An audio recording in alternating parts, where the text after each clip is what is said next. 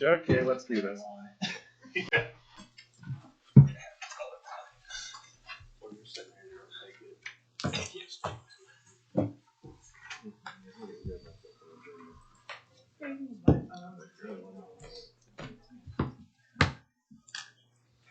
Alrighty, I have 7 o'clock, so I would like to call the January 21st, 2026 meeting of the Whitley County Planning Commission to order. The first item on the agenda is the Pledge of Allegiance. So I would ask that everyone stands and faces the flag. I pledge allegiance to the flag of the United States of America and to the republic for which it stands, one nation, under God, indivisible, with liberty and justice for all.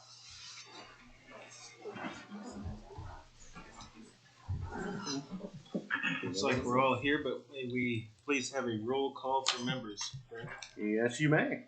Travis Baker. Here. Stacy Petrovas. Here. Dane Drew. Here. Brent Emerick. Here. Jack Green. Here. Tim Longaball. Here. Mark Johnson. Here. Kim Kurtz-Seslar. Here. Joe Wolf. Here. And John Woodman. Here. Thank you, Brent. Next item on the agenda is the election of officers for 2026. So we'll start.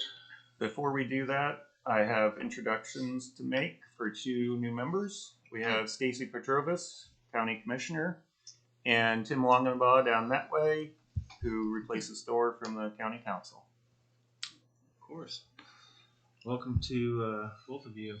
Thank you. Glad to have you here. And moving on to back to the election of officers. The first office we will open nominations for is president. So if there's any nominations, we will hear those now. I'd like to nominate Brent Emerick for president. Second.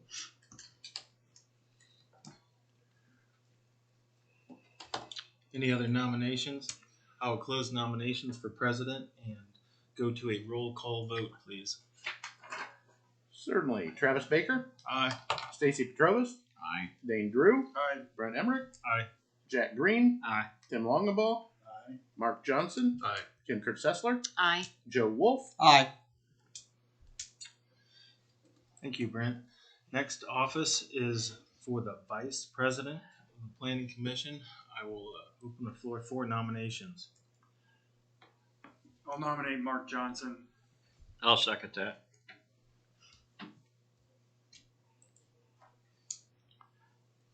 Any other nominations? I'll nominate Kim.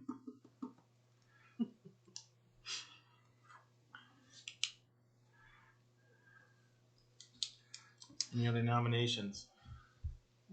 I'll close nominations at this time. So first we will vote for Mark Johnson as vice president.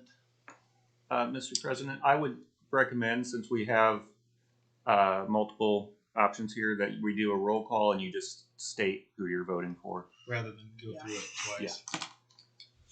That will work for me. So we will go through a roll call vote. Please just state the name of the person that you would like to vote for. Joe Wolf. Kim. Kim Kurtz-Seslar. Oh, a Mark. Mark Johnson. Myself, Mark.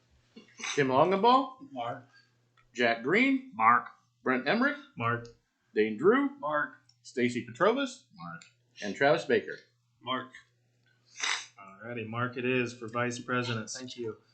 Next office is the secretary, who is Joe Wolf right now. So we will open the floor for nominations for secretary, please.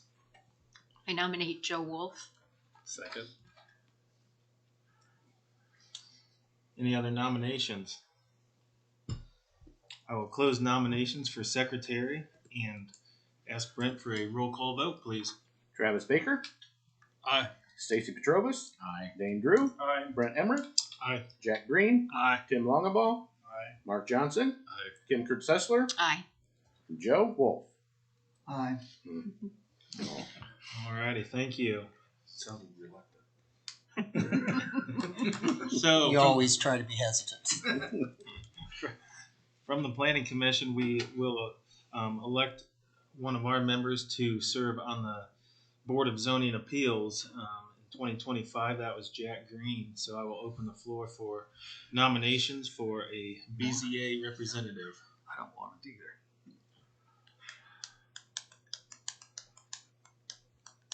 And if I'm correct, Nathan, there's only a few members that can serve in this role. Correct. What's in the orange box up there? The options are the citizen members, which would be Travis, Jack, Mark, Kim, and Joe. Joe, however, is already appointed by the commissioners to the BZA because they appoint one of the citizen members. So that leaves the other 4 of you. And I'm also recommending and requesting that you appoint an alternate member as well, in case the primary member can't serve. Or has a conflict. Right. It's for the BZA, the alternate can serve if they have a conflict of interest, if they're on vacation, if they're sick, for any reason whatsoever.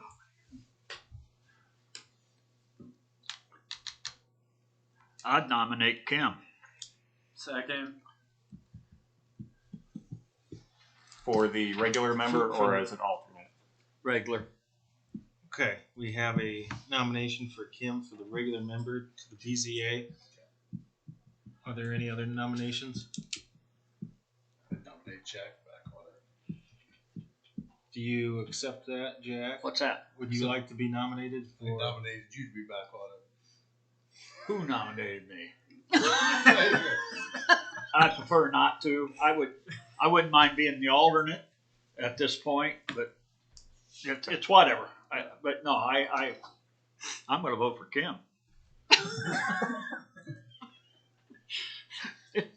I'll hire you to be my campaign. So we have a nomination for Kim. Are there any other nominations? I'll close nominations for the BZA member and go to a roll call vote, please, Brent. Travis Baker, Aye. Stacy Petrovas, Aye. Dane Drew, Aye. Brent Emerick, Aye. Jack Green, Aye. Tim Longabaugh, Aye. Mark Johnson, Kim Kurtz-Seslar, Aye. and Joe Wolf. Aye. And I'd like to add a comment. Jack has been on the BZA for the last, what's it been, a year? Yeah, maybe 2, close to 2, Okay. I think. And he has done a fantastic job on the BZA, and his opinion and wisdom has been greatly appreciated. Thank you, Joe. Thank you for serving. We'll be talking. What's that? We'll be talking. Does somebody want to make a nomination as an alternate? I'll make it Jack Green. Second. Need to close nominations. I don't think anybody's going to fight you for it, so we will close nominations and go to a roll call vote for the alternate member to the BZA. Travis Baker, Aye. Stacy Petrovas, Aye. Dane Drew, Aye. Brent Emerick, Aye. Jack Green, Abstain. Tim Longabaugh, Aye. Mark Johnson, Aye. Kim Kurtz-Seslar, Aye. and Joe Wolf. Aye. And for a brief, for Stacy's benefit, I'm going to recommend that the commissioners also appoint Jack as the alternate to Joe so that he could fill in if either regular member has a conflict. Couldn't obviously fill in if both of them had conflicts, but that's pretty darn rare. That way, Jack, you can have twice as much opportunity to be on the PCA. Thanks. So is it the responsibility of the regular member to reach out to Jack if they are not going to be available for a meeting? Usually it'll run through me. Yeah. And then you will reach out to Yep. Jack. Yeah.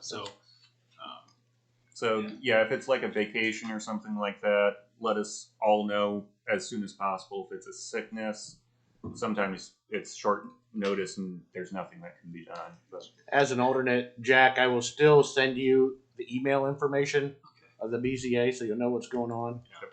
So if it is a short notice, you'll still have. Sure. But then But also be sure to read the petitions when you get them, so that way if you think there's a conflict, you can talk to Nathan or I or Brent about it, and then we can let Jack know too. Because if it's a tie at the BZA, nothing can happen, and there's only 5 members. So it's important we have an alternate if we can. Does the alternate have to show at each meeting or just as called? That's cool. That's all I. Unless you want to be there every meeting, Jack. Sure. We'll have party favors. Oh, that's. I will clarify that you only get paid for the ones that you actually serve as a member. Got it. Okay. There's Not no worried price on about your that. enjoyment, though, Jack. Okay, let's get back on track. We every year also appoint one of our members to the Joint Advisory Board, and that usually consists of 2 meetings a year that we ask somebody to go to. So it's not too painful, but I will open the floor for nominations for the Joint Advisory Board position.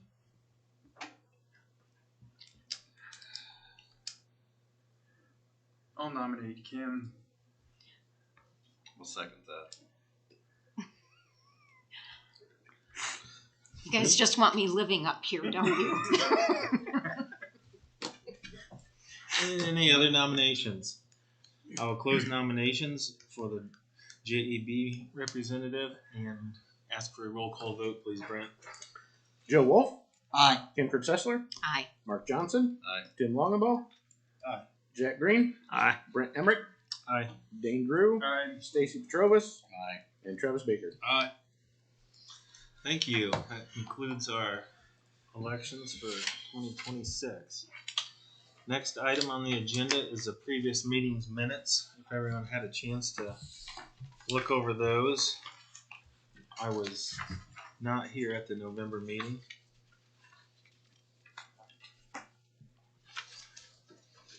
I move to approve the minutes. Second. Said you adjourned it, I think. Uh-oh. Well, then we need That to means I need to fix that. It does. make a... It does. Yeah. I will fix that. I looked at that earlier. That's I thought, great. Wait a minute, what's going on here? What's a new one? Then Dane, would you like to make a motion to approve the amended? yes. Second. Alrighty, we do have a motion and a second. Any further discussion? Alrighty, let's go to a roll call vote, please. Travis Baker, Aye. Stacy Petrovas, Aye. Dane Drew, Aye. Brent Emerick, Abstain. Jack Green, Aye. Tim Longabaugh, Abstain. Mark Johnson, Aye. Kim Kurtz-Seslar, Aye. and Joe Wolf. Aye. Alrighty, thank you. This is a part of the meeting where we normally offer an oath to the witnesses, but we do not have anyone in the audience, so we will skip over that part, as well as skip over any old business or new business. But under other business, we do have scheduled a review of the comprehensive plan, and I will turn the floor over to Nathan so you can discuss the comprehensive plan. And Thank you. There we go. Cameras are being really slow tonight for whatever reason. So in the comprehensive plan, and even if it wasn't, it's still good practice every few years to go through the recommendations and just do kind of a status check. No real feelings one way or another, harsh feelings or anything like that. It's just a, where do we stand? So with this, I gave everybody this. I emailed it out yesterday.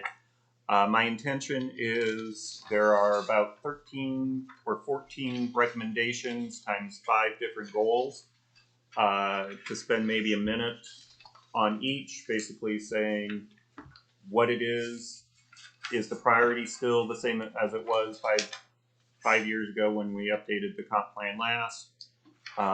If anybody's got any notes on progress being made, and especially if there isn't really progress, who should be the one doing it.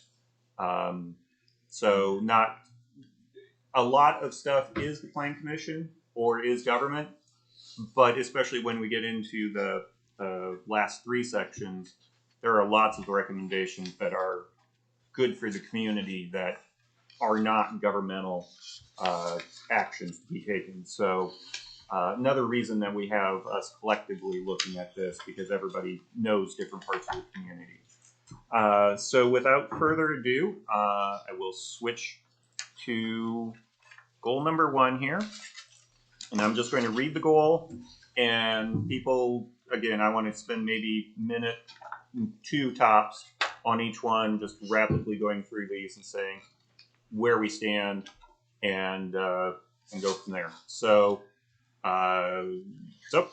goal number 1.1, encourage growth in municipalities, adjacent to municipalities, near municipalities, or in areas with existing public utilities, using water and or sewer capacity as a criterion in evaluating new development. That was labeled as a high priority as of, I said 3 years ago. Thoughts? I'd still agree with that.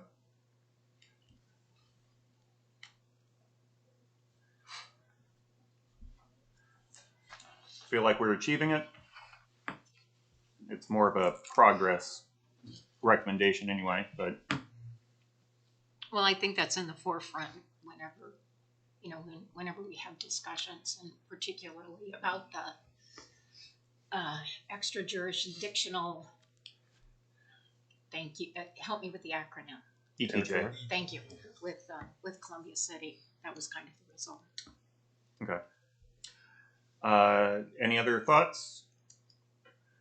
Okay. Not hearing any. 1.2, pay reasonable regard as used and defined by Indiana Code to this plan, the conference plan, especially the future character and land use plan in zoning decisions. That was a high priority.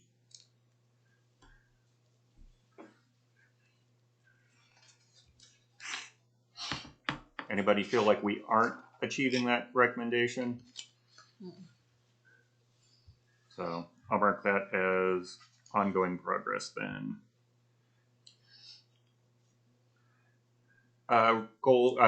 Recommendation number 1.3, minimize land use conflicts by strengthening requirements for modifying the scale and character of development at the edges of areas with different land uses and considering open space landscaping or separation between areas.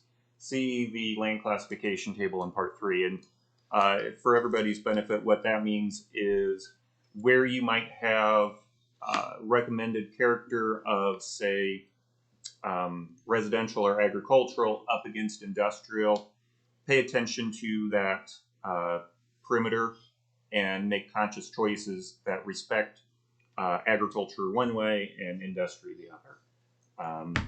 So that's the nutshell of that one. You could almost classify that as some buffering too, or Buffering would be a part of that, yeah. Different ways of achieving it. So that was a high priority at the time. Any thoughts? I would say it's still a high priority, but I'd say in my personal opinion, the Emmerick's rezoning down on county line where they were trying to say what they were going to do got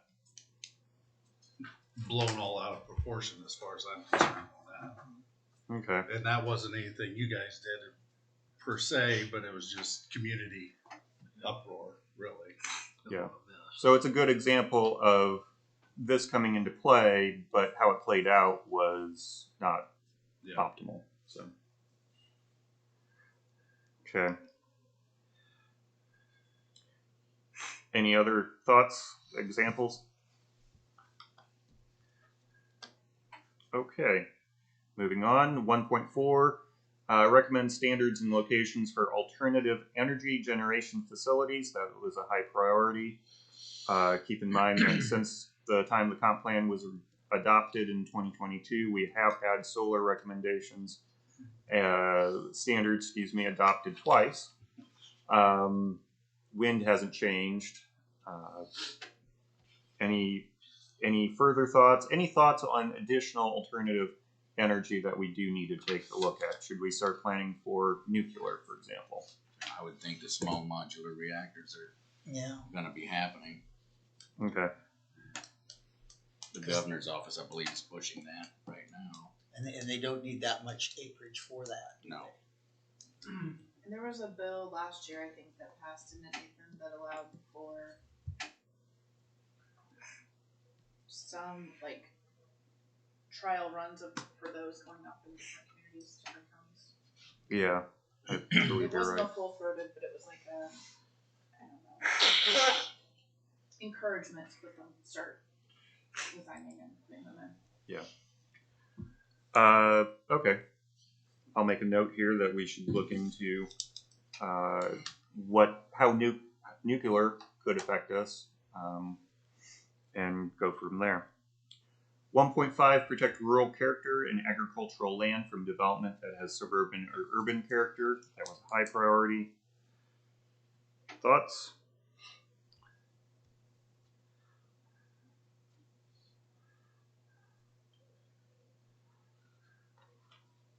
I'll say that I don't think we've had a real test of this yet. The Emmerick's was kind of the inverse of this. So that's just my thought. I'd say within the next 20 years, we'll be looking at Allen County wanting to move this way. Yeah. Because what we've stated before, build stuff close to utilities and existing infrastructure, and they're right on the county line. And I think that's going to be the basis, because there's been plenty of people that I have talked to that don't want that kind of environment here in Whitley County. They don't want the suburban homes stacked up one on top of each other. No. So I'm marking this down as it's yet to be tested under the current comp plan, but it still holds importance.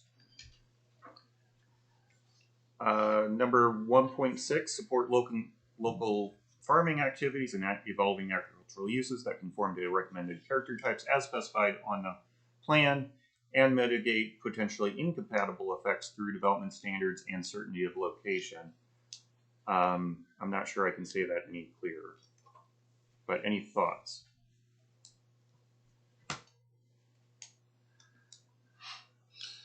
Yeah, that's kind of ambiguous and could be worded differently or clearer, but it kind of ties into with the one above it, I think. Okay. Yeah. So not really yet to be tested, but still important. Okay.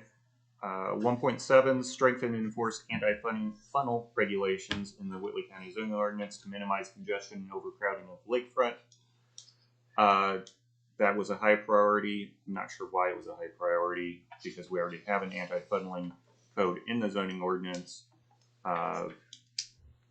We've had one case where we actually had to apply the anti-funneling regulation since 2022, and it worked out pretty well. The requirements for X amount of lake shore per unit wound up watering down. I'm thinking the proposal actually didn't go through, but I know we had one case. So my recommendation is that this is actually lowered in priority from high down to medium or low even. But anybody have any other thoughts or experiences?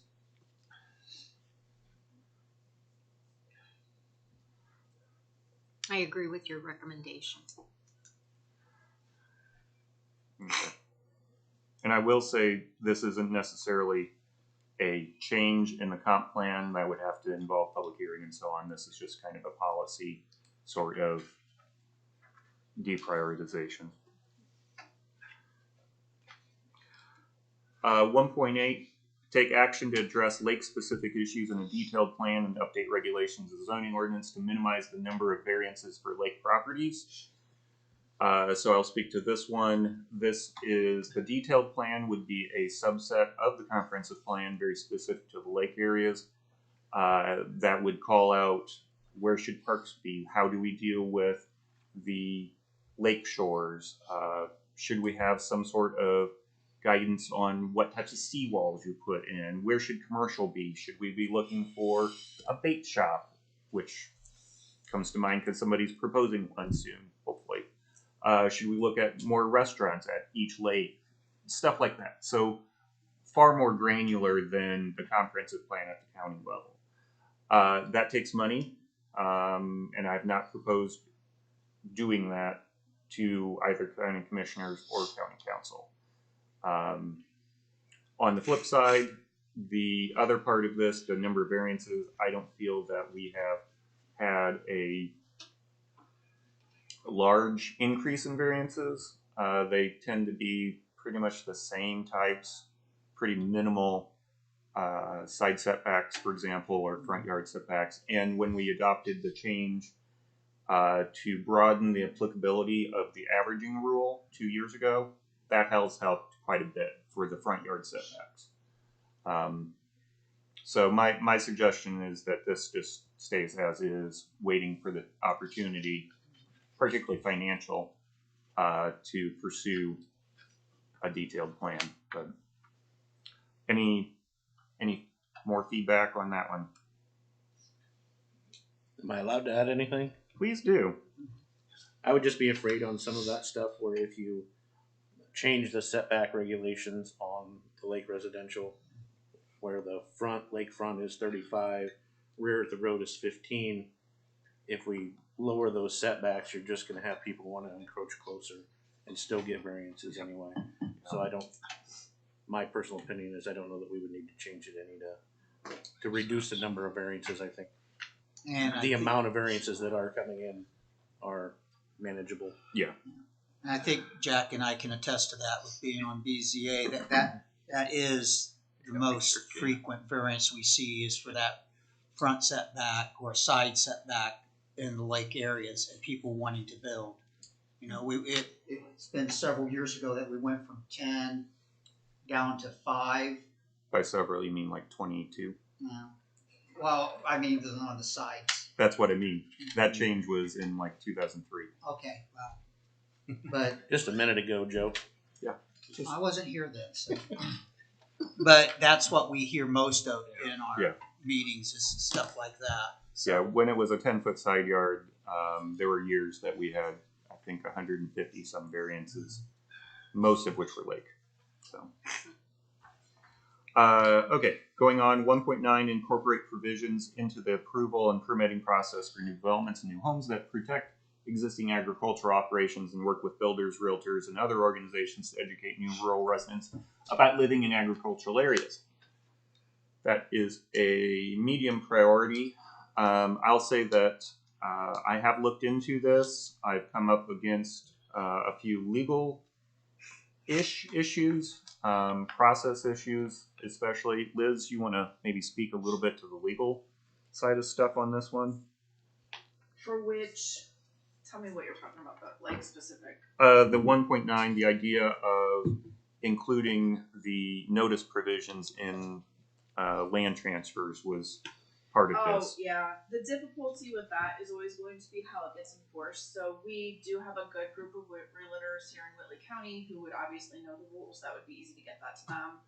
What do you do when you have but I think we have one closing company, maybe two. A fair number of my closings take place in other counties. They might not be familiar with our requirements. Getting that out to all the adjacent closing companies plus realtors from other counties that do that they represent either buyers or sellers here in Whitley County, and enforcement. I mean, that the staff and the manpower it would take to monitor and enforce that would be quite hefty. There's a lot of transfers and sales. Not to mention our office we have deeds to family members. It doesn't necessarily, not every transfer is a closing, because it might be a gift deed, it might be a deed between family members, it might be a spouse, someone gets married, they already own a parcel, they're adding someone to, their new spouse to the real estate, and different other transfers for estate planning and things. So monitoring all of those to make sure everybody knows what those requirements are and having those disclosures on those would be an immense task. Well, 1.9 doesn't really talk about that. It talks about new development and new homes.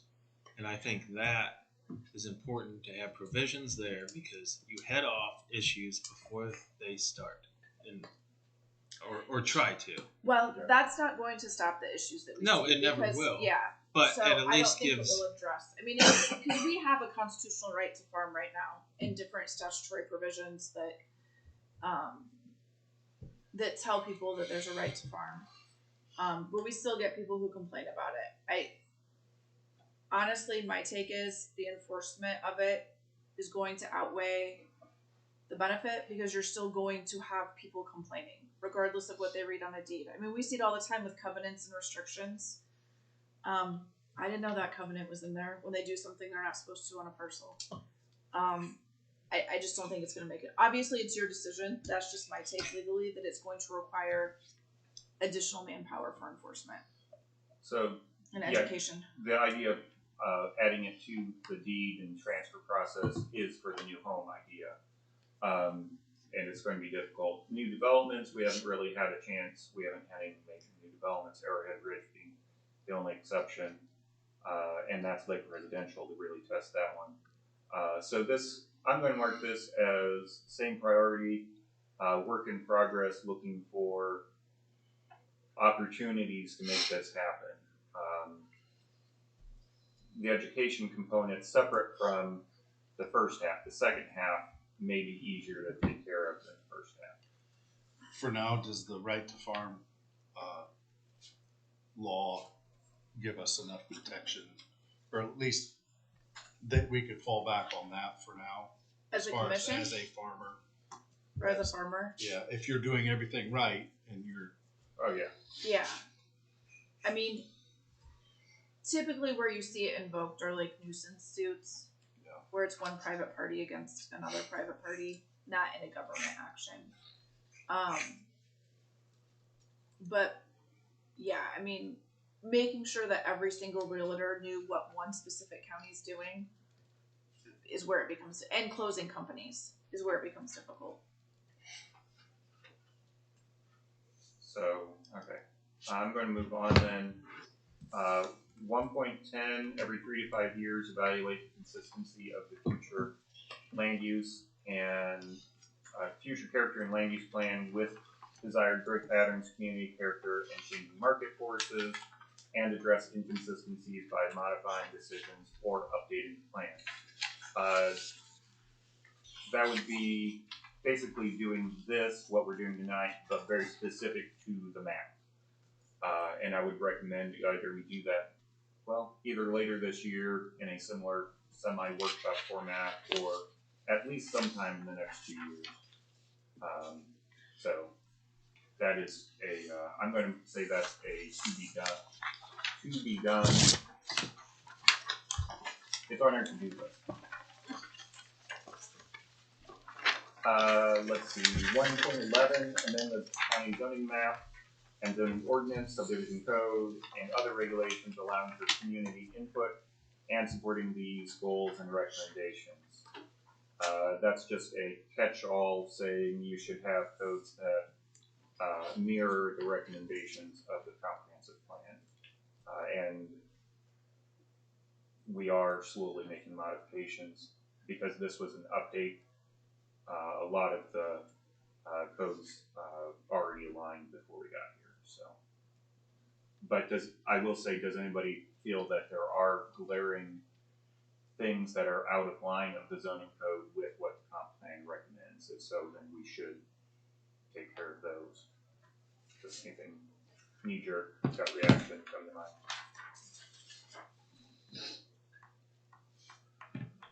Okay. 1.12, consider alternative development regulations and tools, assess their effectiveness, rebalancing new development with existing character and uses. May include things like performance zoning, transfer development rights, form-based codes, etc. I'll say that we haven't really examined any of those since the comprehensive plan when we did talk about them. Any feelings like this is the opportune time to really look at this, or let those wait for a time to come to fruition in the future?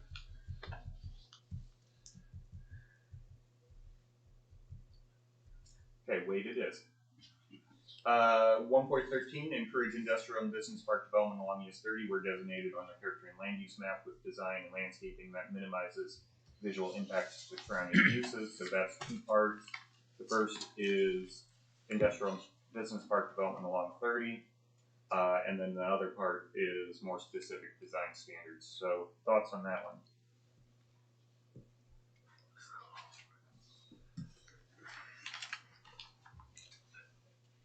And let's remember that there is a TIF district out on the west side of the county also. Yes. Yeah, it would be both sides of 30. So I will say that I think as a location in TIF districts, the rezoning of the Niedermeyer property 2 years ago, for example, does follow this. However, looking at development standards, we don't have anything yet specific for development standards. So that one's yet to come along. Goal number 2, foster safe and convenient transportation. Joe, this might be your time to shine here. So 2.1, maintain the 5-year asset management plan and develop a comprehensive approach to maintenance and upgrades. Is the highway department having success on that one?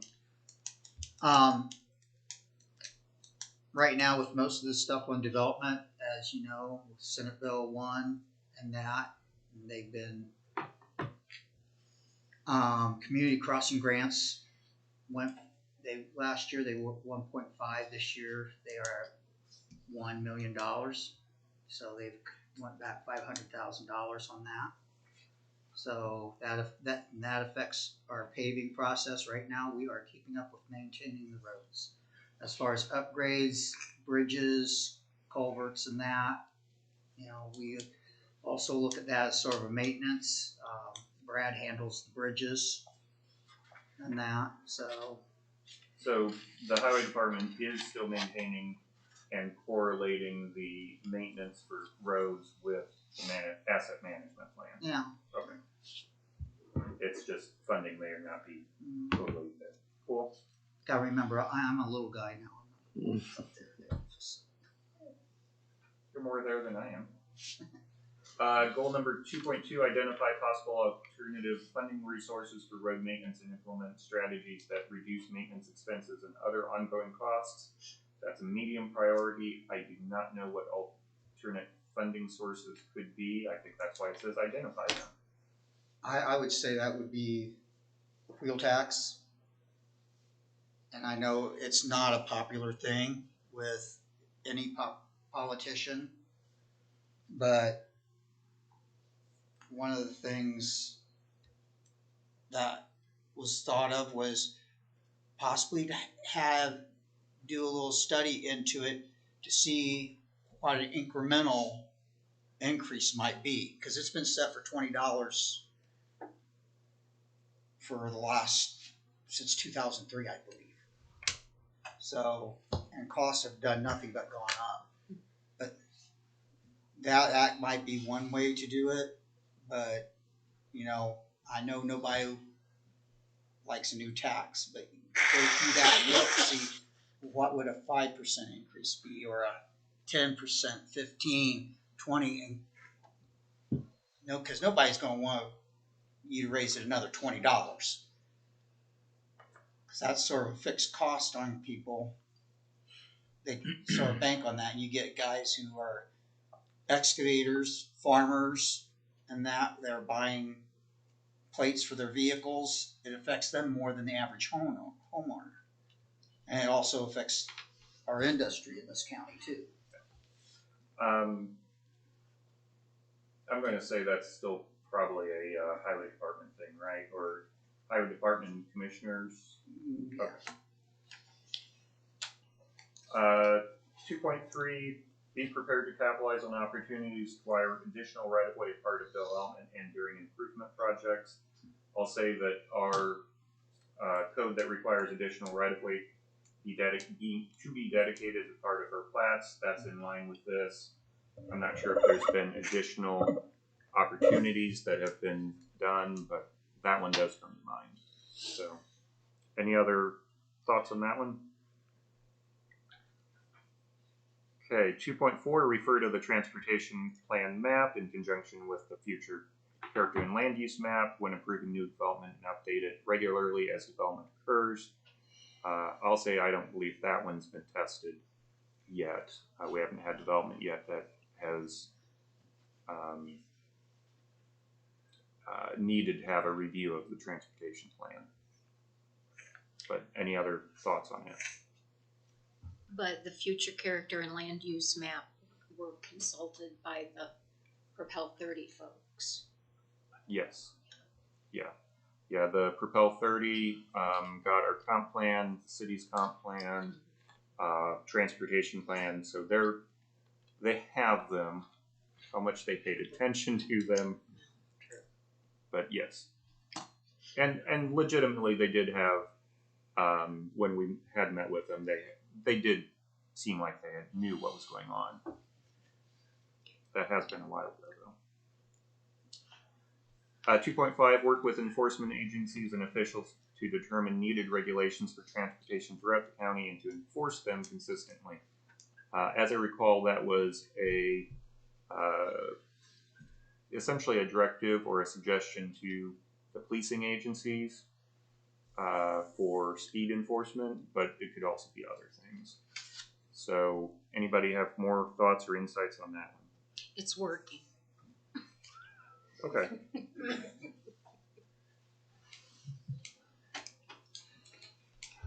Two 2.6, utilize the asset management plan to systematically make improvements to the county's roadways and bridges. And Joe, I think you already mentioned that roadways and bridges are in what you talked about before, so that's still going on.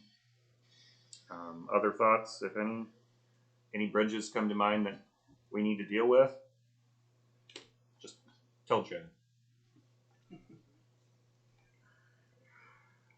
Okay, so 2.7, advocate for conversion of US 30 to a freeway level highway, incorporate its design into the transportation plan map and the future character and land use plan. So that is still in flux. I will say that the county and city are both advocating for such. It is becoming more apparent that NDOT is not likely to do a freeway level. However, it would not be status quo either. It would be Free flow or possibly slightly better than free flow, but not full freeway either. What's the difference? So free flow would be where you have interchanges and on ramps and off ramps, but not interchanges exclusively. Oh. So, for example, what would be a good example? Let's just say 800 East County Line Road. That potentially could wind up being cut off as a full intersection, so no cross movement, but they might allow right in and right outs with off ramps and on ramps, as opposed to a freeway, which would have to be an interchange. The only thing on a freeway is interchange. That would also allow for a lower level of free flow would allow for median U-turns. Higher level wouldn't allow for median U-turns. So NDOT is working this out, but it's kind of like 24 is east of Fort Wayne. Very much so. Mm-hmm. Yeah, very much so. The Ohio part of 24, I think, is slightly higher level than Indiana's portion of 24, but both are good examples. Okay, so 2.8, ensure accessibility and connectivity for police, fire, and emergency services. I'm going to say I don't think we've had any developments to test this or any particular opportunities to promote this, say up at the lakes. But anybody have examples one way or another on it? That'll depend on how the freeway gets put in, really. That's about it. Yeah. That's a good point. For about 30 changes. 2.9, revise the county zoning ordinance and other regulations to include stricter standards for structures and vegetation in the intersection vision triangle clearance, including field crops. We did this. We did an update that includes this in 2024. So I don't think it's really been tested yet, but we did amend the zoning ordinance to reflect this. So that one's actually one we can just pretty much check off and put into the monitor stage.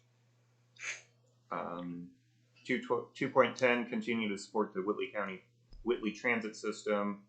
I believe Stacy, County still provides funding to the Whitley transit system, I believe so, yeah. or council member. We Yeah. do, yes. Not sure how much, but we do. So that's ongoing. 2.11, develop an alternate transportation network plan to designate trails and paths, routes, and right-of-way improvements that will better serve pedestrians, non-motorized vehicles, and non-conventional vehicles. That has not yet been started. That was something that I think Brandon was, as excited as Brandon could be, he was actually kind of excited to get that started, and then he wound up leaving. So, but that is just a plan to plan, not a plan to actually implement the system. 2.12, plan conceptually for additions to the network of collector roads and require upgrades to existing roads as more new development occurs. Consider implementing a road impact fee. We have not implemented a road impact fee. If we did, you guys would know it because it has to go through the planning commission. And the other part, I don't think it's been tested. But 2.13, require connectivity between and among developments. Again, where we've had the opportunity, I think we have, but it hasn't really been tested. So any more thoughts on goal 2, transportation, before I go on? Okay. So goal number 3, which is nurturing the environment. So 3.1, prohibit development in the floodway and encourage education about floodplains, especially in lake areas. That kind of goes hand in hand with that detailed lake plan in some regards. However, we have pretty much prohibited development in the floodway. I know of none, no development that isn't exempt that has gone in the floodway. Houses are already prohibited by state law. And we haven't had anybody commercial-wise proposing anything. We have had a few utilities, fiber lines, and so on go in though. And again, those are exempt under state law. Encourage education, that has not been explicit, but I educate people on a pretty regular basis up at the lakes. Let them know what they can and can't do.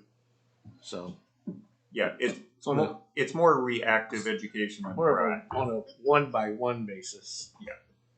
No, you can't be that close to the lake. Yeah, no. Sorry about your luck. Okay. 3.2, develop and implement a countywide stormwater management and erosion control ordinance. I will say that this is one of the county engineer's priorities for his career, because it's going to take a while to get it done. So he keeps assembling pieces and parts for what would be an effective stormwater management ordinance. Erosion control is something that I think would be lower priority to us, higher priority to IDEM and EPA. So if we're forced to push for erosion control, we will. I think stormwater, though, is on his radar. I think that erosion control is mandatory everywhere now, as far as any development over an acre. Right. That would be the state stuff, but more to actually have our own erosion control ordinance. That wouldn't make it any more severe. Yeah. Yeah. So the stormwater, though, is the bigger one. We have run into issues. He's run into issues where developments have asked for, well, how do I calculate X? Well, you're an engineer, figure it out, is basically our response. They're used to being given and spoon-fed a specific drainage calculation, for example. So that, I will say, is to be done, but it is still definitely high priority. 3.3, include incentives for conservation and preservation of environmentally sensitive areas in the zoning ordinance and subdivision control ordinance, such as development credits for environmentally friendly design. That is not in the zoning ordinance or subdivision control ordinance yet, so that would be something not yet started. However, I would say that we have had some discussion. The subdivision that we had down off 14, east of Legacy Preserve, so Legacy Preserve 2 or whatever it was called, that did have some discussion about preserving wetlands there in exchange for basically modifying some of the lot layout. Unfortunately, that plat, I believe, is now expired because it's been a while. 3.4, amend the zoning ordinance to regulate alternative energies facilities and to mitigate negative effects to surrounding properties while recognizing the importance of them. Again, we definitely did that with solar.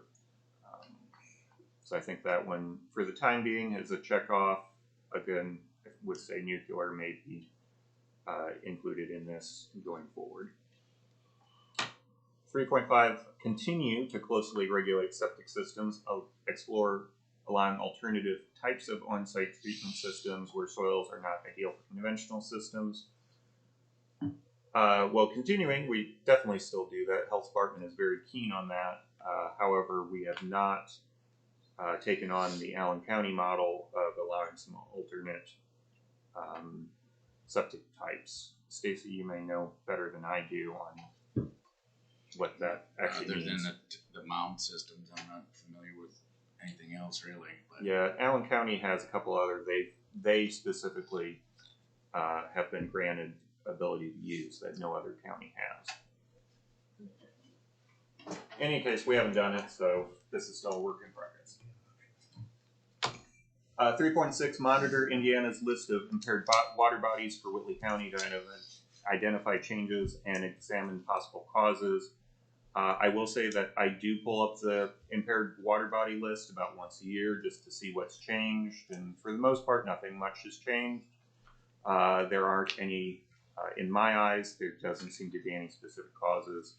The biggest impairment is actually biological, meaning that you just don't have as many species as what should be expected, and there's very little that you can do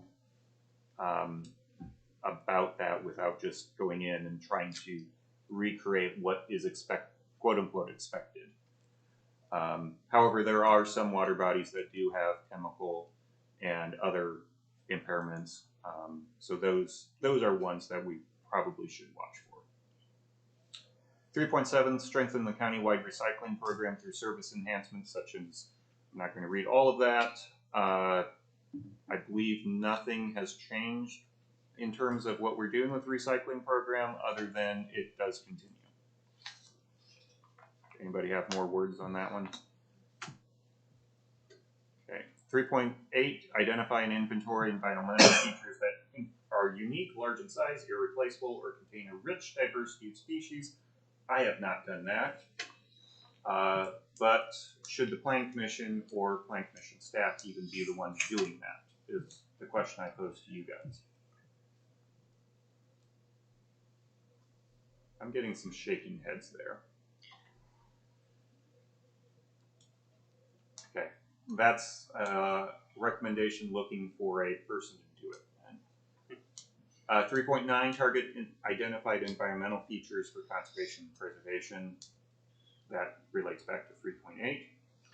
3.10, attract environmentally conscious businesses and encourage construction of buildings in neighborhoods that are LEED certified. We don't have anything that has tested that yet. And I can tell you, as far as I know, we've not had any LEED certified buildings be constructed since the plan was adopted. We have had people talk about that, and maybe they're LEED equivalent, but I know we don't have any that were LEED certified. 3.11, research and publish a local directory of environmental organizations and lake associations that have programs to conserve, sustain, and restore natural areas. Once again, I know I have not done that. Anybody have more thoughts on it?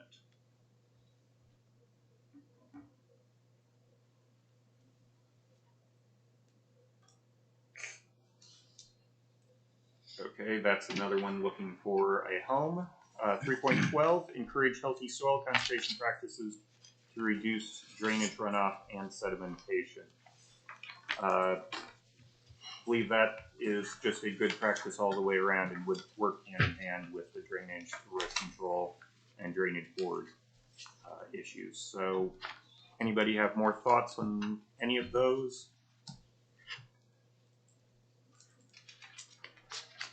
Okay, moving on then to goal number 4, advanced economic development. 4.1, continue to support the EDC and other local economic development programs. In terms of monetary support, I know the county does give towards the EDC, and there are other development programs that are also supported. Anybody have thoughts on programs that maybe you know of that we're not aware of that maybe should be better supported? I'll take that as a nope. 4.2, very similar. Continue to work with the state of Indiana and other regional economic development agencies, and I do know that is occurring. 4.3, support the business of agriculture, including intense uses when developed in harmony with residential development. That's kind of a two-part thing, support the business of agriculture, and when it happens, including intense uses in harmony with residential development, and residential development in harmony with intense uses. So I would say generally, well, I'm not going to say anything. What are your guys' thoughts?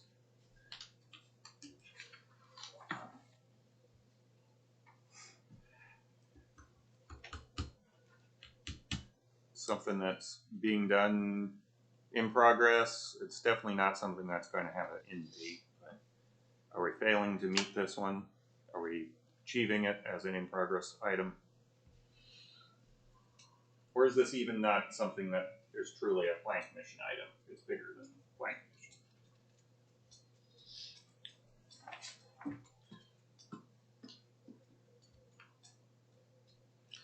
It might be. I think, yeah. Okay. But that's always something that we look at when, whenever we've got a subdivision plat that we're discussing. So, I mean, I think it's something that, we just practice. Okay. So, as much as it's been tested, Plan Commission has recognized this. Brent, there are certain aspects that are definitely bigger than Plan Commission. Yep. Sounds fair? Yep. 4.4, support residential development in appropriate locations to attract and retain residents in the local workforce. Again, hasn't really been tested too much. Arrowhead Ridge is the only major new subdivision in the county. And that, again, is more of a lake component. Anybody have thoughts on that one?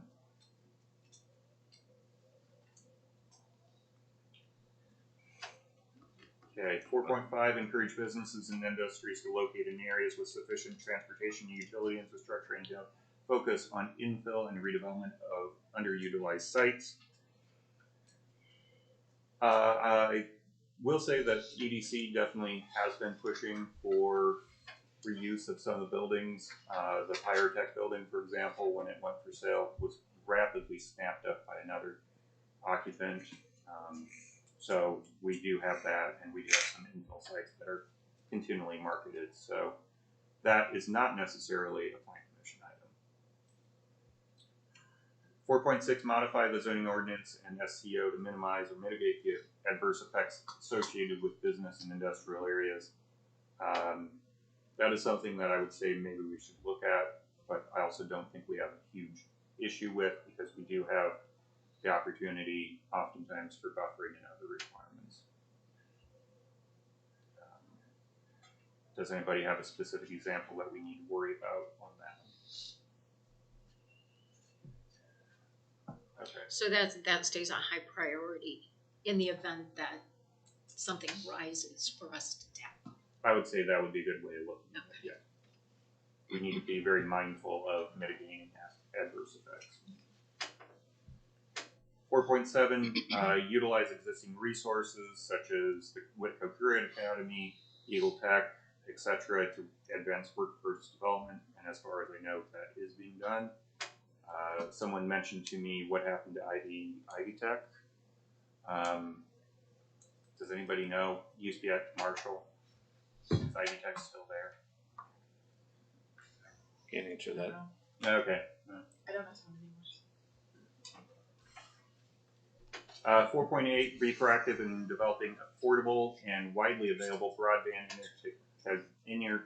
internet throughout the county for both business and residents. This is one that I think is definitely in progress, and I think is actually a winning one. With Surf coming in, and as well as Brightspeed being proactive on their own, and I think MediaCom has done their own investment as well. So I think the county is coming out much better than we were 3 years ago. You can't go to any corner of the county and not find somebody trying to order something. Oh yeah. So. Yep. 4.9, survey employees and employers in research business.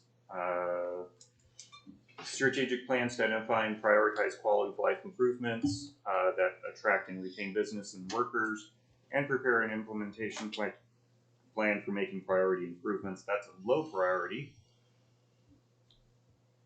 And I also don't think it's a plan commission thing to do, but does anybody have comments on it?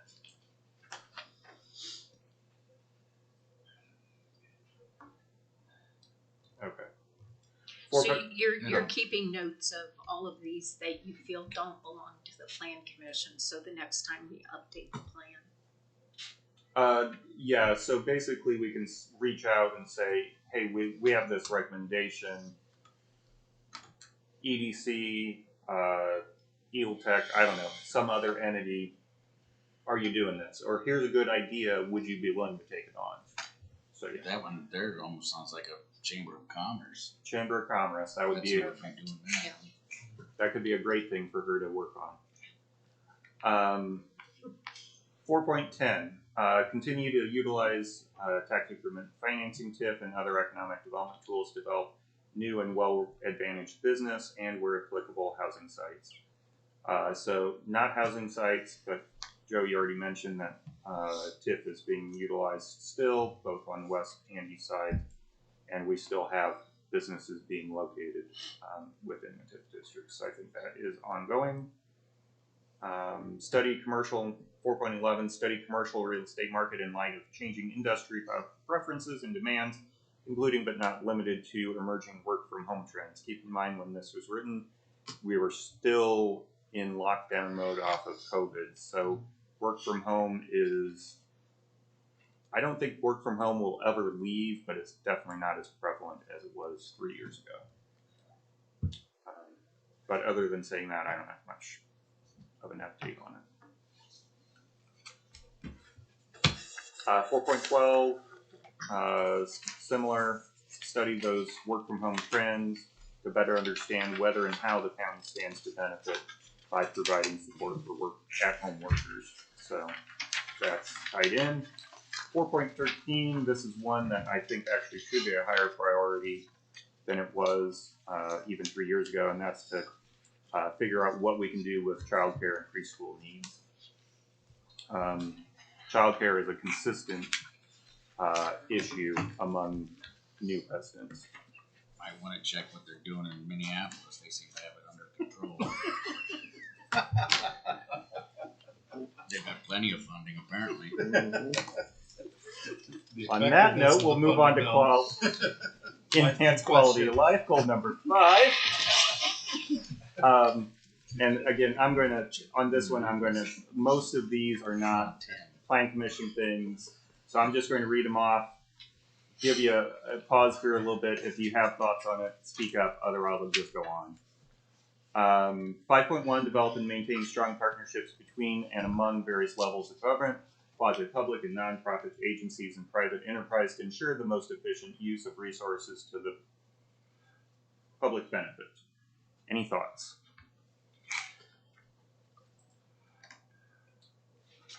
Okay, 5.2, coordinate regular meetings among appropriate leaders and personnel from applicable jurisdictions and agencies, along with knowledgeable residents and business leaders.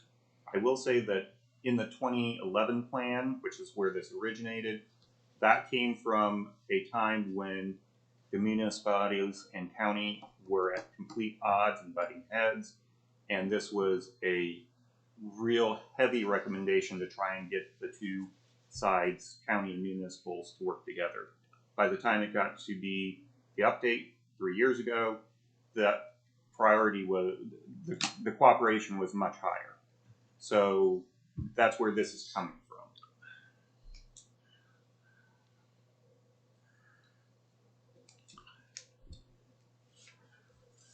Okay, 5.3, provide timely information to the public about upcoming projects and events by utilizing social media and Whitley County website by creating a mobile app, which I'll say has not been done.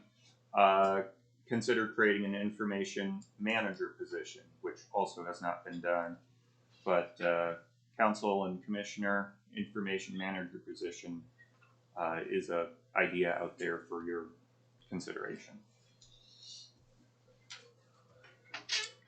5.4, encourage and support EMA, Emergency Management Agency, severe weather education preparedness efforts. Any thoughts on that one? Okay, 5.5, develop and implement a consistent addressing and numbering policy and adopt address signage ordinance. I'll chime in here. Addressing and numbering policy is a work in progress. We actually do have a document. It's just not been adopted yet. You guys will see that because that is a authority of the Plan Commission. So when that is ready for adoption, it would come through you. As for the address signage ordinance, I don't believe we have one, unless anybody knows otherwise. I think it's more voluntary than anything through fire departments, just through education of the public. I think that's true. 5.6, encourage outdoor recreation and leisure opportunities, including trails, parks, and preserves, boating, etc., and partner with organizations to provide ongoing maintenance. This stems from we should have a countywide park system, and nobody really wanted the government to have a parks department, the county government to have a parks department, so this is like a step below that. But thoughts on organizations to partner with, for example, or other thoughts?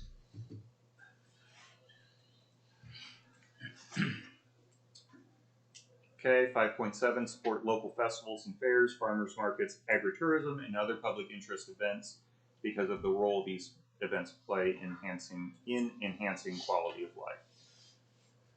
Thoughts on that one?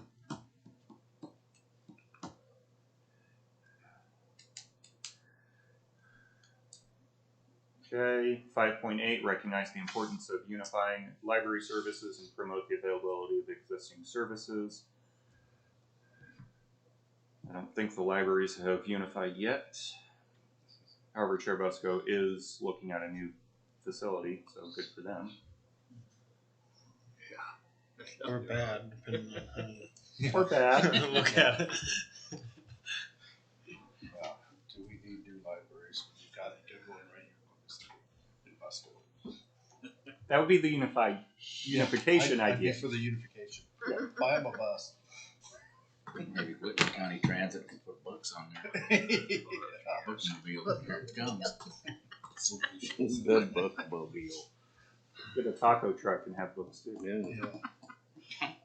Okay. 5.9, support age-friendly initiatives, including an assessment of the need for and encouragement of additional child daycare and senior care facilities. I know that is a need in search of someone to address it, as I mentioned before. 5.10, evaluate the potential for local designations of Native American properties and support preservation efforts of historic sites. That is low priority. However, I do believe the museum has had some effort for some identification. Maybe it was before this was adopted, but it's been relatively recent. So, anybody have more thoughts on that one? Okay, last two. 5.11, recognize the importance of providing accessibility for the disabled and strive for compliance with Americans with Disabilities Act standards. That's medium priority. At the county level, there is a grant to bring the sidewalks, which we don't have a lot of in the county, but sidewalks up to ADA standards. So ADA is now 32 years old, I believe.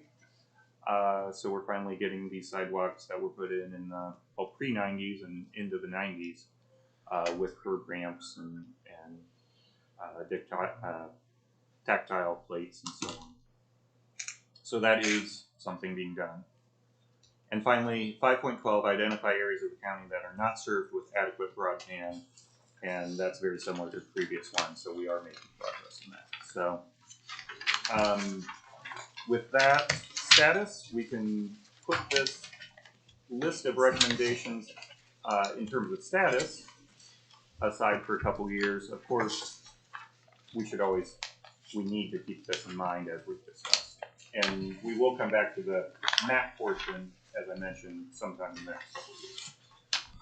So the report out is really only for us, or is there a formal report out for anybody who's interested? There will not be a formal thing. This was for your benefit and for guidance for us. Kind of a status thing. If somebody felt like one of these was completely out of line, or there was something that definitely felt like it needed to be higher priority, especially if it was something the Plan Commission could do, a zoning ordinance amendment, for example, then this is the opportunity to say, hey, we need to really use this recommendation to do this. Otherwise, it's been an hour worth of me talking through stuff. Thank you. But I do appreciate the conversation on a few of these. It has given us some thought. I do have a couple other relatively quick reports for everybody's benefit. First is letting you guys know there are a few code updates that I really feel like we need to tackle. Hopefully not as big as what we've done in the past couple of years, the gun range, solar and so on, but still important. The first one, the big one, would be to revise the village commercial district to reflect the actual application and usage. As we've talked about, when the zoning code was changed in 2006, the B1 or C1 light commercial that was in existence prior to 2006 was pretty much a direct conversion to VC because it was seen as VC was quote unquote light commercial. So we'll just convert this. The problem is VC, in terms of uses, that makes perfect sense. It is a lighter, smaller palette of uses than our general commercial. But the intent stated in VC and the development standards associated really are intended for and set up for the historic areas, which is not the majority of those properties that are zone VC are not historic properties. They're not the downtown areas. So my suggestion is, and my recommendation is that we tackle VC and figure out a way. And I have a couple different ideas to make this work, to make VC kind of a double duty, both as a light commercial, but also have some standards that could be applied to historic properties as well as newer properties, and amend the intent to reflect that duality. Again, it's a big one, but it's not nearly as big as the last couple big revisions we've had.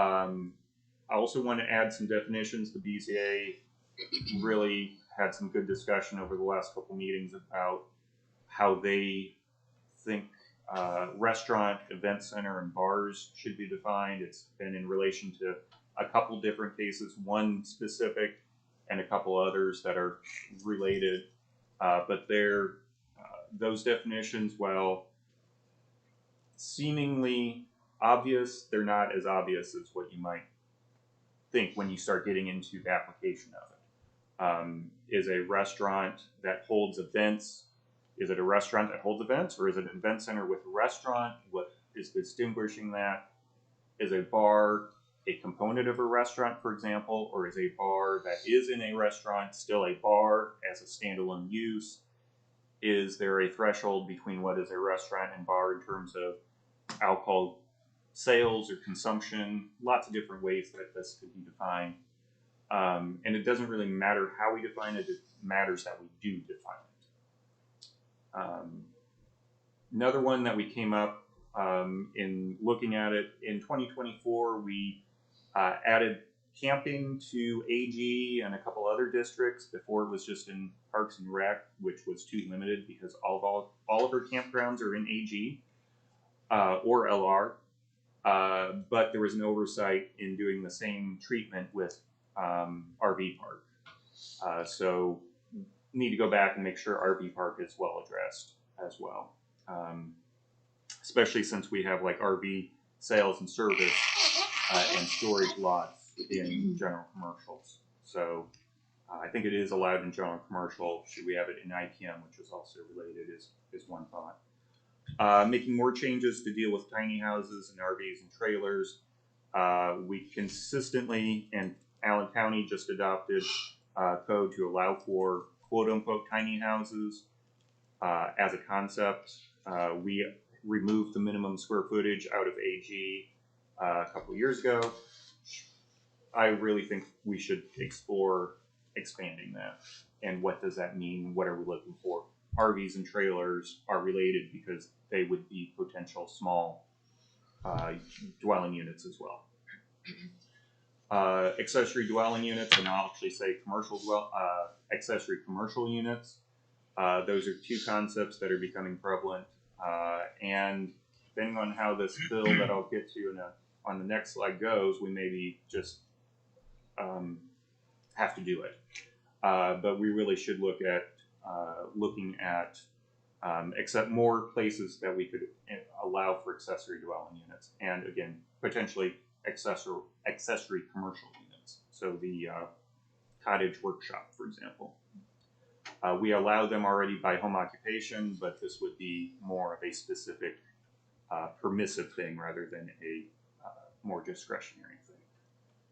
There are other revisions that may come about with the possible state law code changes, which are the big one, the one that I just referenced, is HB 1001. It passed out of House Committee yesterday with a vote of 7-3. In actuality, I would say the vote was actually 9-1. Two of the nay votes said, well, it needs some work, but so I'll vote against it, but I'll vote for it when it comes to the full House. So that's a positive vote. You can see there my summary of what it does. Adds a housing reporting requirement, which is basically more bureaucracy in my opinion, because I don't know what benefit it has for the state, but requires that local jurisdictions provide reports on housing to the state. Number two, there's a part of a component that would regulate how often we can change permit fees. And you can see there that right now it's proposed that you can't change them more often than 5 years, and even then it can only be based upon the rate of inflation over the last 5 years. Yeah, those looks are the same that I had too.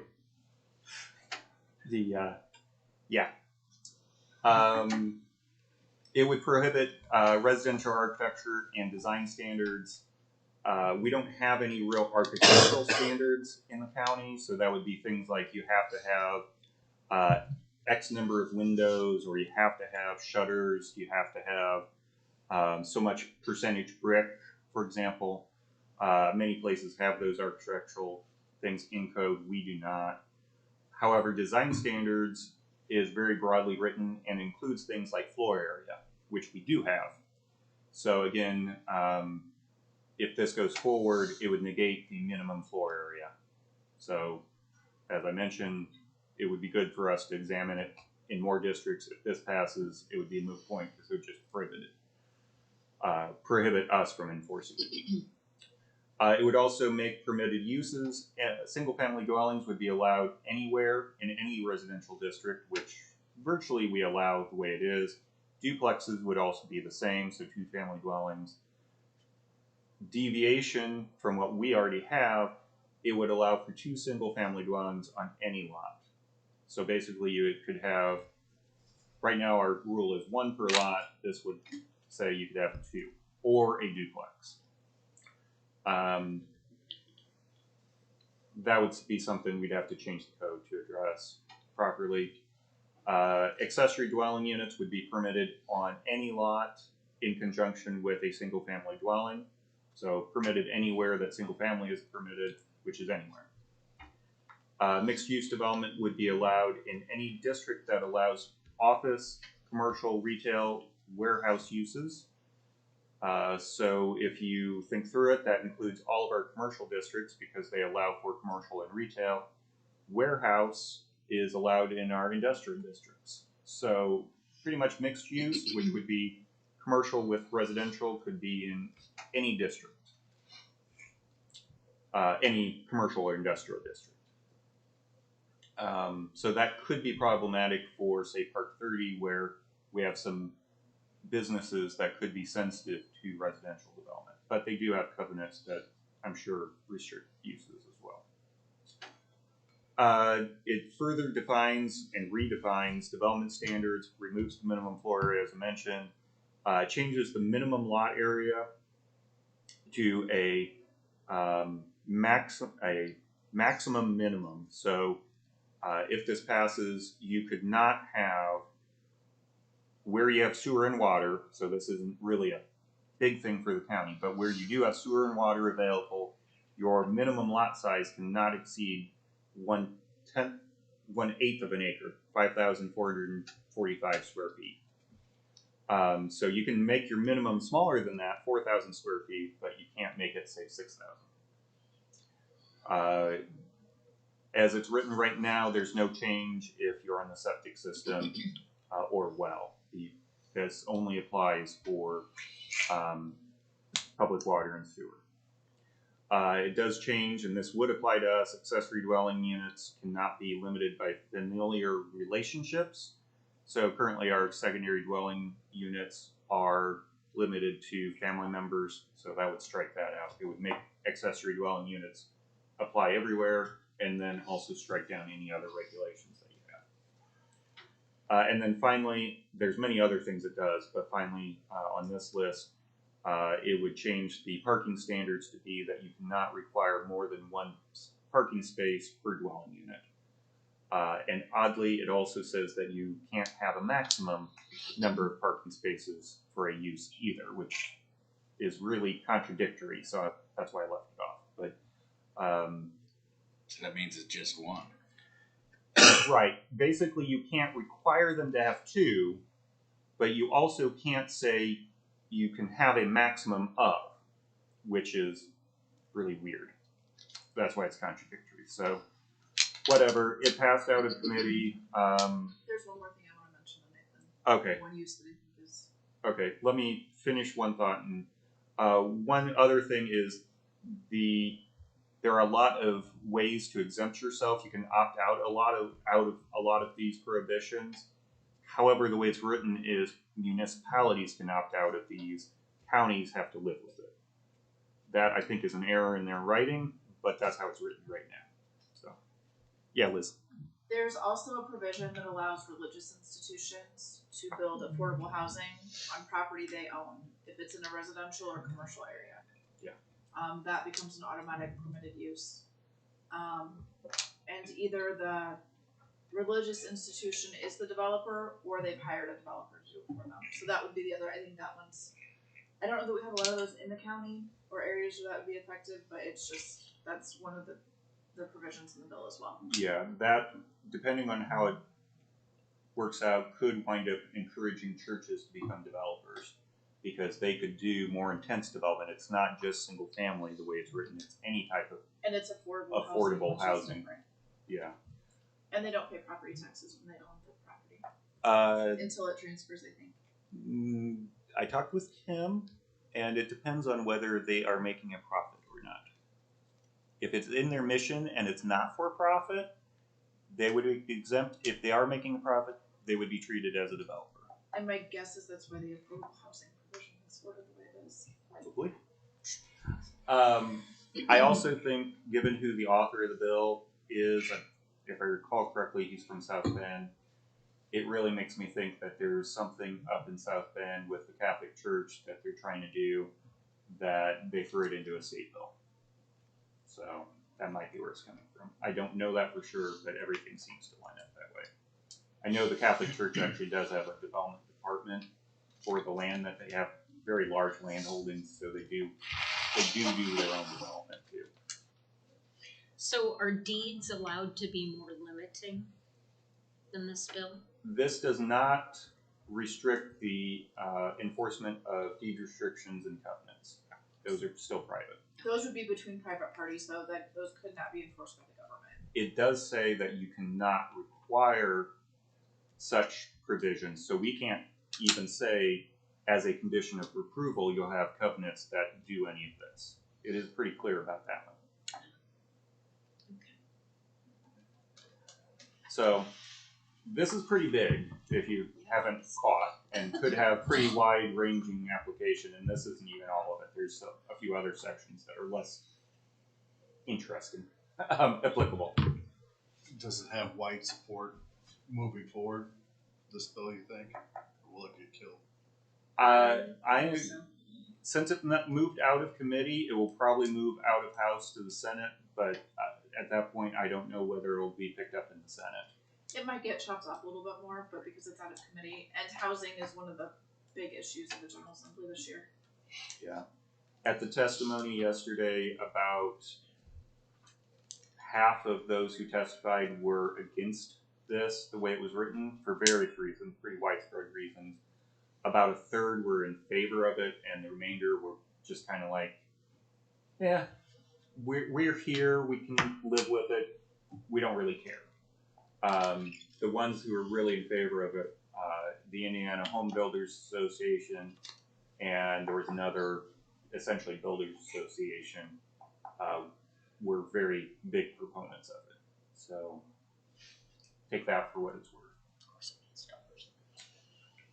Another bill to watch for that is very meaningful. It's actually very simple. SB 176, Regulation of Firearms and Shooting Ranges, would prohibit any zoning regulations. It's a little bit more extensive than just zoning, but any zoning regulations of shooting ranges that are more stringent than state law. And as you recall from 2 years ago when we developed our shooting range regulations, state law doesn't have any regulations, or very minimal. So this pretty much means that everything we did 2 years ago would go out the window. And that did also pass out of Senate committee yesterday. So it would be going to the floor. I'm not sure if it got heard on the floor today or not. But It did not. I'm looking at the updates. thank you. I would expect, usually when they pass it to the committee, they do go through the first house without much further question. Then it's the second house that starts to tinker with stuff and maybe stall it. So I'm not sure on that one whether we caused the trouble or not. I don't know who the author was, but we may be troublemakers. Can you see who the author was if you're looking on there? On Yeah. 176? Yeah. Senator Thomas? I don't know where he's from. Oh, hold on. James Thomas. He is from Indianapolis. No. That's who it lists as the author. The Oh, address. that's the address. Yeah, that's just his office in Indy. What district is he? 49. Anybody know where District 49 is? Okay, Liz will look that one up too. HB 1161. This one feels like it may have broad support because it's already made it to the Senate. What this does is it changes appointed board members, citizen members, to serve at the pleasure of their appointing body. That is a big change for Planning Commission and BZA members who currently can only be removed for cause. And there are court cases that say for cause does not mean you state the cause is I don't like you. It has to be for good cause. And labor laws define what good cause is. Examples being criminal acts, blatant negligence, illegal actions. Not attending meetings, things like that. Lack of attendance is one that's explicitly called out. So yeah, not necessarily good cause would be things like politics, a comment made during a meeting, lack of preparation, basically showing up and opening your packets at the meeting, whatever it may be.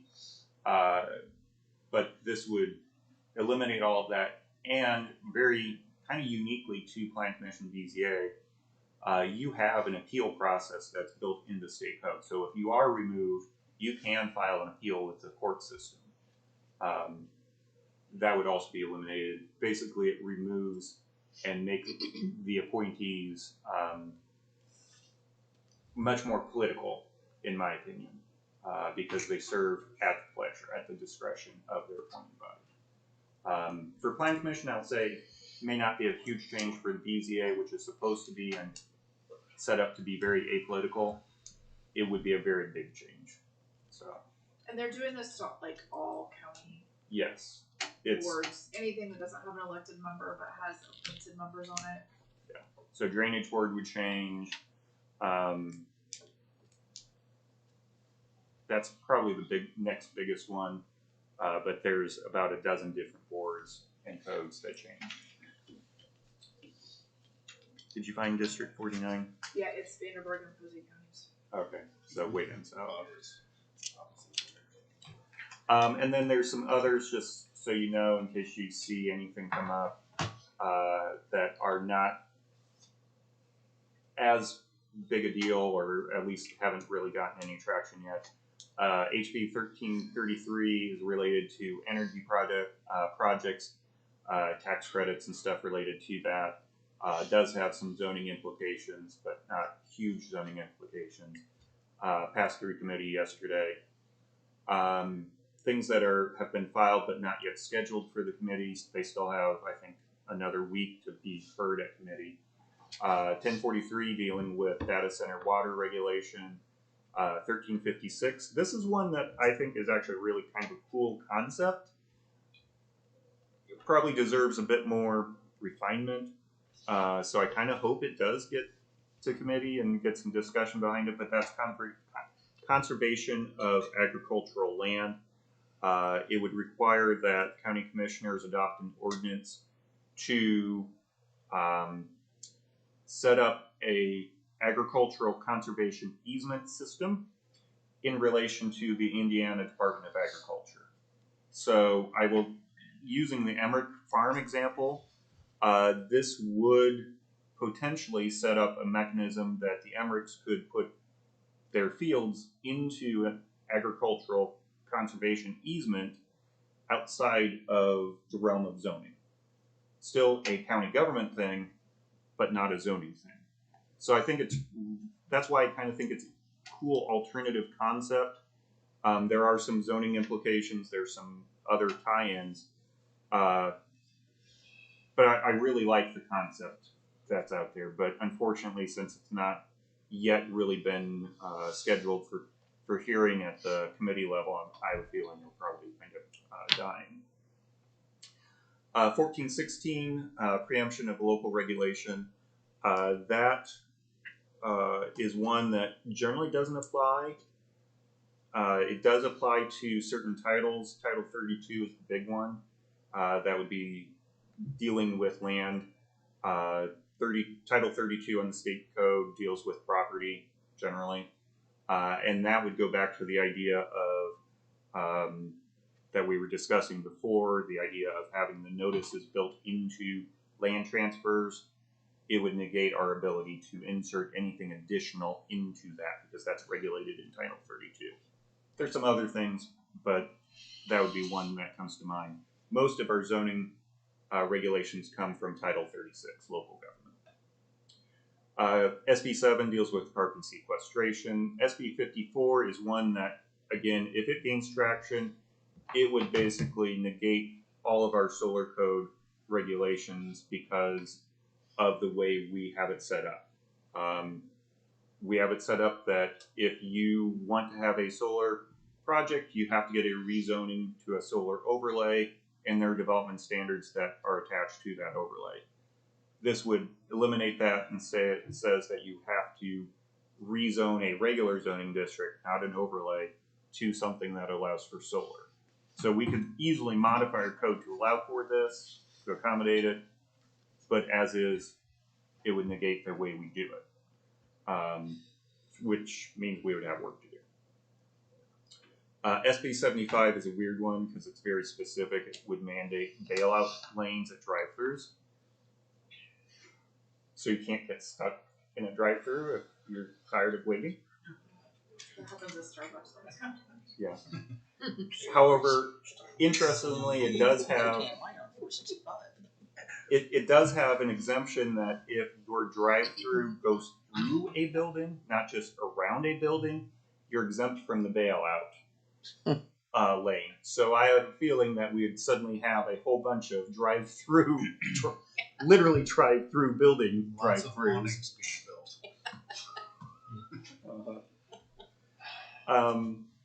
But it doesn't seem to be getting anywhere yet. So, and then finally, SB 79 data center development again would add some more guidance on how to handle data centers. 1043, the top one there, is probably more technical. It really has a lot to do with the water requirements and usage and trying to monitor that. There are some zoning things. The data center development one, I can't remember exactly what it is, but it does have some implications. So those are more bills to kind of watch for in case they do pop up.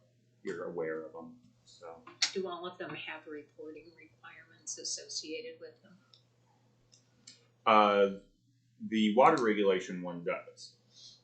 Most of the other ones don't. So.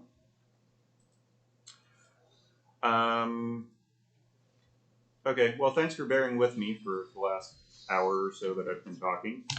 I think that covers everything I had, unless you guys had additional things I forgot. You mentioned earlier in the meeting the prospect of like the small nuclear reactors and stuff. Are you aware of any county that's taken into consideration that sort of thing in their codes? I would say no, I'm not.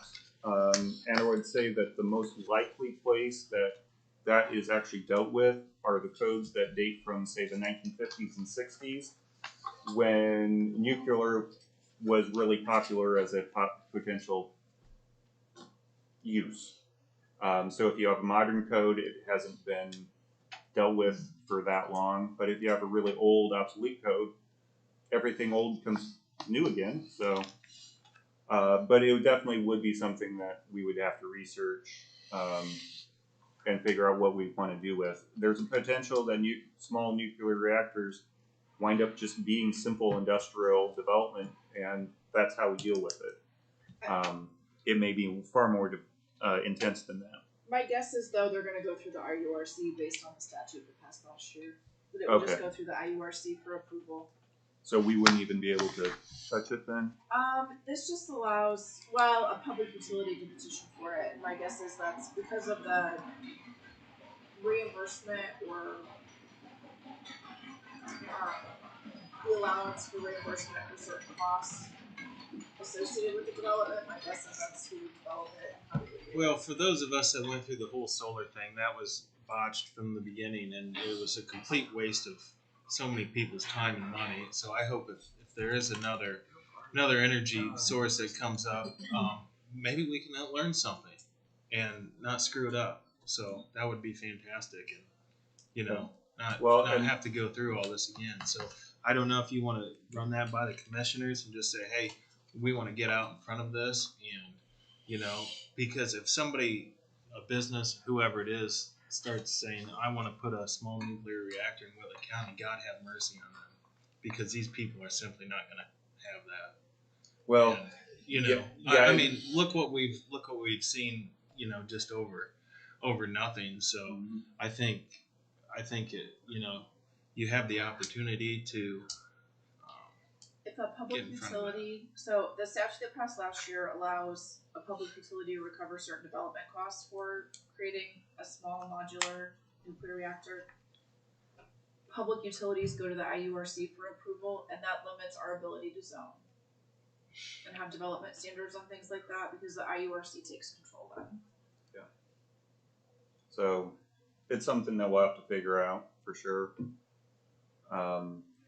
And hey, even if we do everything right, the state next year could still say, yeah, everything you did, yeah, we'll just take further control.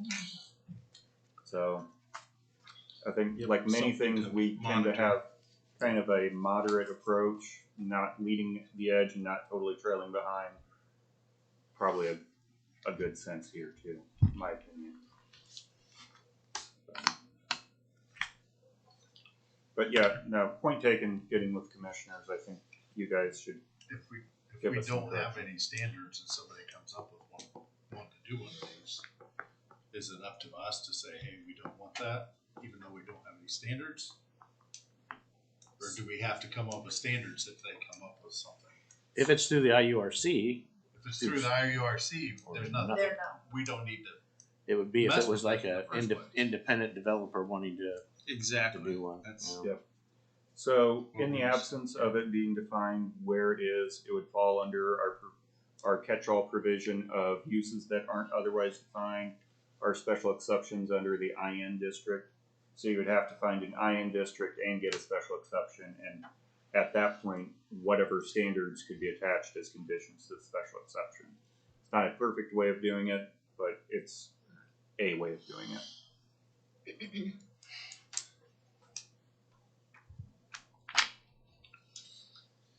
Anything else for staff? Any other comments? Any other comments from you guys? Nothing? Do you have anything filed for next month yet? They're not filed yet, but I anticipate one subdivision being filed by the end of the week. As far as the statutes, this is a short session, so we should know by the end of February, early March, which ones have passed and how they'll affect us, and then most of them will take effect July 1st. That's how it usually works. That will give us time to at least anticipate what's going to happen and make some changes if we need to. Yeah, So we'll get another update on the results. April-ish, maybe. Yeah, probably May, maybe April. Yeah, we'll give you a rundown of what to expect. That might be a good topic for one of the training sessions too.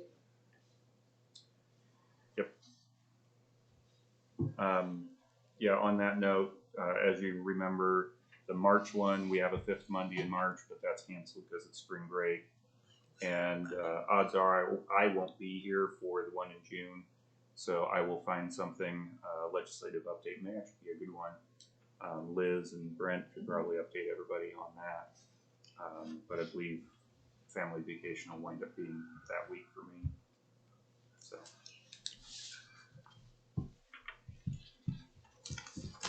That's what I had. Alrighty, thank you, Nathan. We are adjourned. Thank you, everybody. Always were that.